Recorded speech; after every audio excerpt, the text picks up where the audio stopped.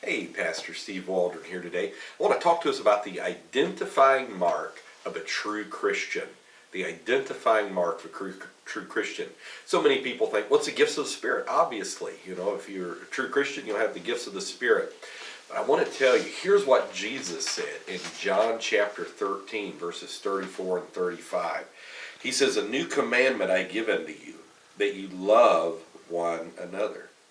As I have loved you, that ye also love one another. By this shall all men know that you're my disciples, if you have love one to another." So he's saying that is the identifying mark of true Christians, is that you have love one to another. We have people come in our church so often, they're like, I've never felt love like I feel here.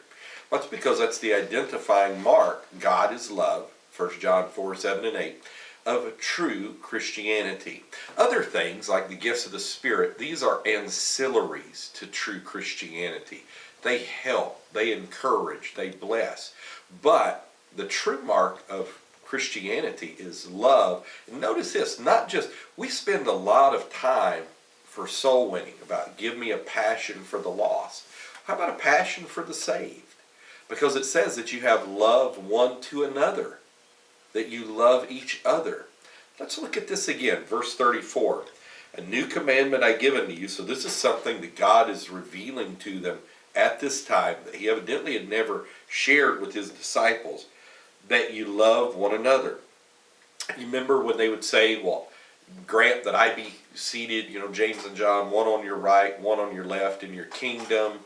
Other disciples mad. He's like, look, just love each other, serve each other.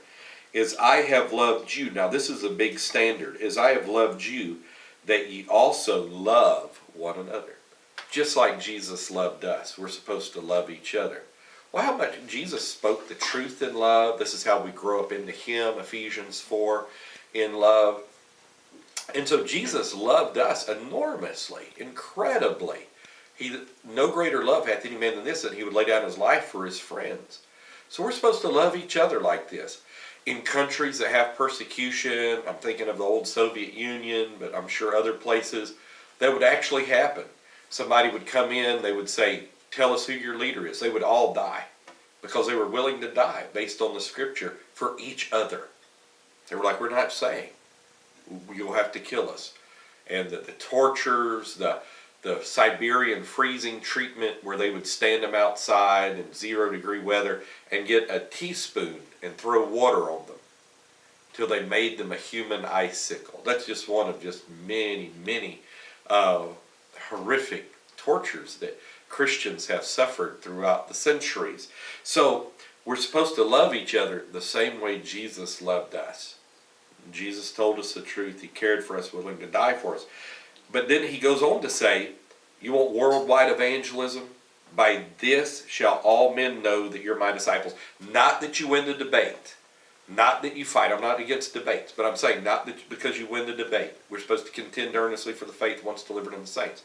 By this shall all men know that you're my disciples. Not because you got the hippest, coolest name on your outside. Not because you're doing what the evangelical world is doing, following their church growth methods.